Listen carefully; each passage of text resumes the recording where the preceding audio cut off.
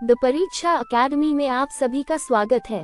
आज का विषय है भारतीय मरुस्थल, थार और रन ऑफ कच्छ। भारतीय मरुस्थल, थार और रन ऑफ कच्छ। भारतीय मरुस्थल भारत के उत्तर पश्चिमी भाग का शुष्क और अर्धशुष्क भौगोलिक प्रदेश है। इसका प्रमुख भाग थार मरुस्थल के रूप में राजस्थान में फैला है, जबकि पश्चिम और दक्षिण पश्चिम में इसका भौगोलिक संबंध पाकिस्तान के शुष्क क्षेत्रों और गुजरात के कच्छ क्षेत्र से जुड़ता है। थार मरुस्थल को महान भारतीय मरुस्थल भी कहा जाता है। ये विश्व के प्रमुख उष्ण मरुस्थलों में शामिल है और अत्यधिक जनसंख्या घनत्व वाले मरुस्थलों में से एक है। भारत में थार का अधिकांश विस्तार पश्चिमी राजस्थान में है। जैसलमेर, बाड़मेर, बीकानेर और जोधपुर इसके प्रमुख मरुस्थलीय क्षेत्रों में आते हैं। थार का विस्तार राजस्थान से आगे गुजरात, हरियाणा और पंजाब के कुछ शुष्क तथा अर्धशुष्क भागों तक संक्रमणशील स्वरूप में दिखाई देता है। अरावली पर्वतमाला थार मरुस्थल की प्रमुख पूर्वी भौगोलिक सीमा बनाती है। अरावली के पश्चिम में शुष्कता तेजी से बढ़ती है। थार के विकास में कम और अत्यधिक अनिश्चित वर्षा, उच्च तापमान, तीव्र वाष्पीकरण, विरल वनस्पति और पवन क्रिया की महत्वपूर्ण भूमिका है। अरावली की दिशा दक्षिण पश्चिम मानसूनी हवाओं के लगभग समानांतर है, इसलिए यह इन हवाओं को प्रभावी रूप से ऊपर उठाकर पश्चिमी राजस्थान में पर्याप्त पर्वतीय वर्षा नहीं करा पाती। अरब सागर शाखा से आने वाली मानसूनी हवाओं में पश्चिमी राजस्थान की ओर बढ़ते हुए नमी की प्रभावशीलता कम होती जाती है। परिणामस्वरूप वर्षा सामान्यतः पूर्व से पश्चिम की ओर घटती है। थार की वर्षा अत्यधिक परिवर्तनशील और अनिश्चित है। कम अवधि में तीव्र वर्षा तथा लंबे शुष्क अंतराल इसकी जलवायु की महत्वपूर्ण विशेषताएं हैं। ग्रीष्म ऋतु में तापमान बहुत अधिक हो सकता है और दिन तथा रात के तापमान में उल्लेखनीय अंतर मिलता है। शीतकाल में रातें काफी ठंडी हो सकती हैं।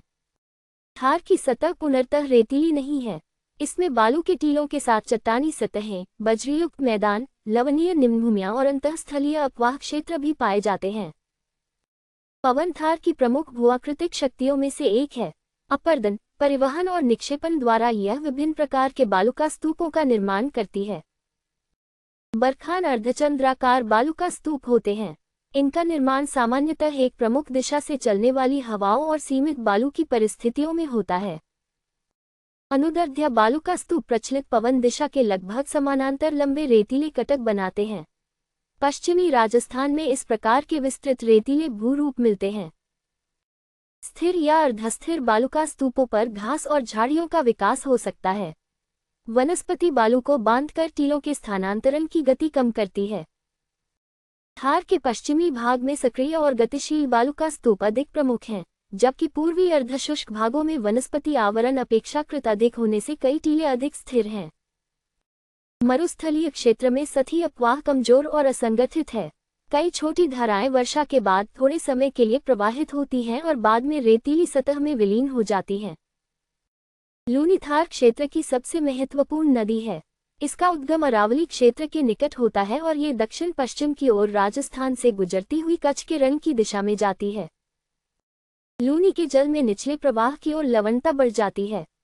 उच्च वाष्पीकरण और शुष्क क्षेत्र की लवणीय मिट्टी इसके लिए महत्वपूर्ण कारक हैं।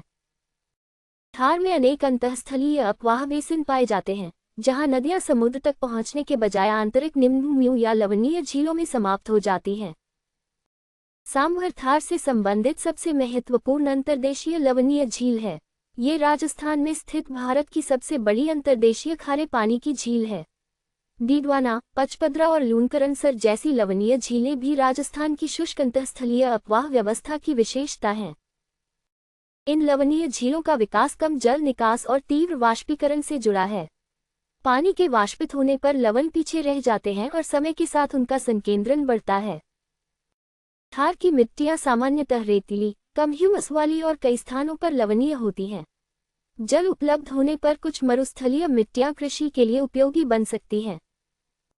प्राकृतिक वनस्पति विरल और शुष्कतारोधी है।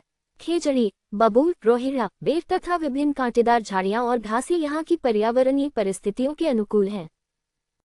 खेजड़ी मरुस्थलीय पारिस्थितिकी में विशेष महत्व रखती है।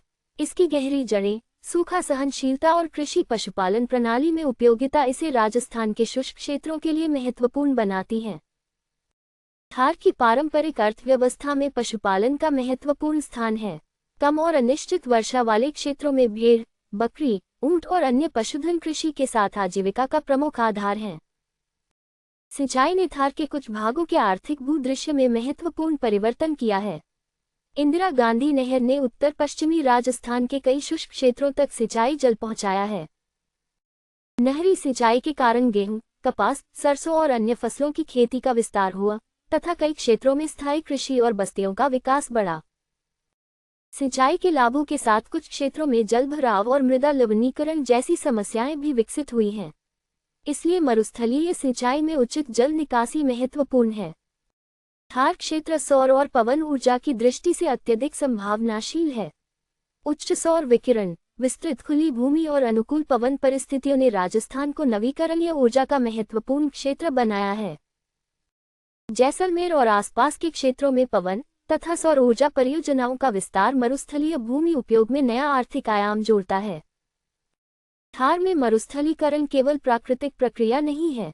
अत्यधिक चराई, वनस्पति क्षरण, अनुपयुक्त भूमि उपयोग और पवन अपर्दन मानवीय प्रभाव के माध्यम से भूमि क्षरण को बढ़ा सकते हैं।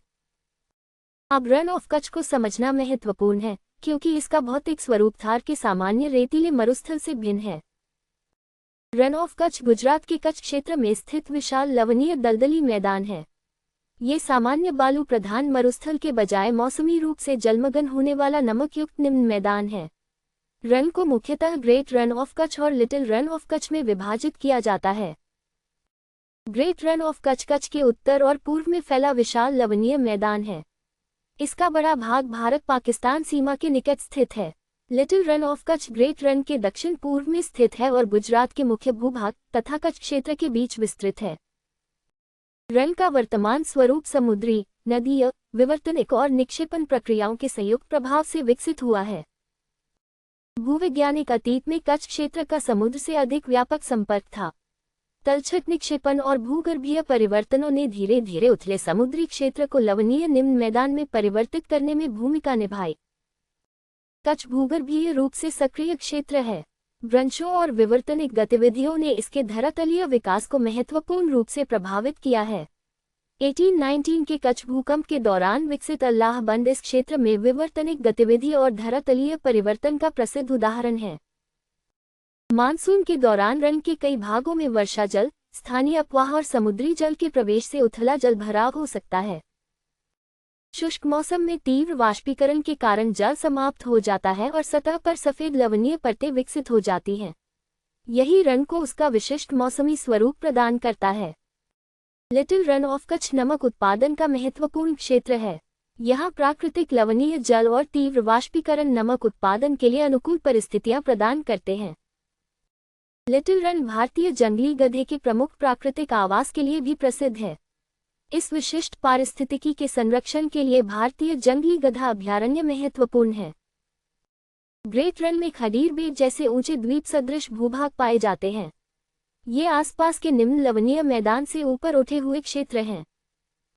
खडीर बेट पर स्थित धोलावीरा सिंधु सभ्यता का महत्वपूर्ण पुरातात्विक स्थल है। इसकी स्थिति कच्छ के प्राचीन मानव भूगोल और बदलते पर्यावरण को समझने में महत्वपूर्ण है। कच्छ क्षेत्र के उत्तर में कोरी क्रीक और सर क्रीक जैसे ज्वारीय क्रीक तटीय और लवणीय भूदृश्य का हिस्सा हैं। थार और रन ऑफ कच्छ दोनों शुष्क क्षेत्रों में स्थित हैं, लेकिन उनकी उत्पत्ति और स्थलाकृति अलग है। थार मुख्यतः पवन प्रभावित रेतीला मरुस्थल है, जबकि रन मुख्यतः लवणीय, मौसमी जलमग्न और दलदली मैदान है। थार में बालुका स्तूप, शुष्क नदी घाटियां और अंतःस्थलीय अपवाह प्रमुख हैं, जबकि रन में नमक की परतें, ज्वारीय प्रभाव, मौसमी जलभराव और बेट प्रमुख भूआकृतिक विशेषताएं हैं। दोनों क्षेत्रों की पारिस्थितिकी अत्यंत नाजुक है। जल की कमी, लवणता, चरम तापमान और सीमित वनस्पति के बावजूद यहाँ विशिष्ट वन्यजीव और मानव अनुकूलन विकसित हुए हैं। सीमावर्ती स्थिति के कारण थार और कच्छ दोनों का सामरिक महत्व भी अत्यधिक है। सड़क, रेल और अन्य आधारभूत संरचनाओं का विकास यहाँ आर्थिक आवश्यकता के साथ राष्ट्रीय सुरक्षा से भी जुड़ा है। परीक्षा की दृष्टि से थार को अरावली के पश्चिम में स्थिति, कम वर्षा, पवन निर्मित स्थल रूप, लूनी, अंतःस्थलीय अपवाह, लवणीय झीलों और इंदिरा गांधी नहर से जोड़कर समझना उपयोगी है। रन ऑफ कच्छ को ग्रेट रन, लिटिल रन, मौसमी जलभराव, लवणीय सतह, विवर्तनिक सक्रियता, बेट, नमक उत्पादन और भारतीय जंगली गधे के आवास से जोड़कर समझना चाहिए। मानचित्र आधारित अध्ययन में अरावली के पश्चिम में थार, जैसलमेर, बाड़मेर और बीकानेर, लूनी नदी, सांभर और अन्य लवणीय झीलें, ग्रेट रन, लिटिल रन और कच्छ प्रायद्वीप की सापेक्ष स्थिति को पहचानना विशेष रूप से महत्वपूर्ण है। हमसे जुड़ने के लिए आपका बहुत बहुत धन्यवाद। ऐसी ही उपयोगी अध्ययन सामग्री के लिए वीडियो को लाइक और शेयर करें तथा द परीक्षा अकेडमी चैनल को सब्सक्राइब अवश्य करें।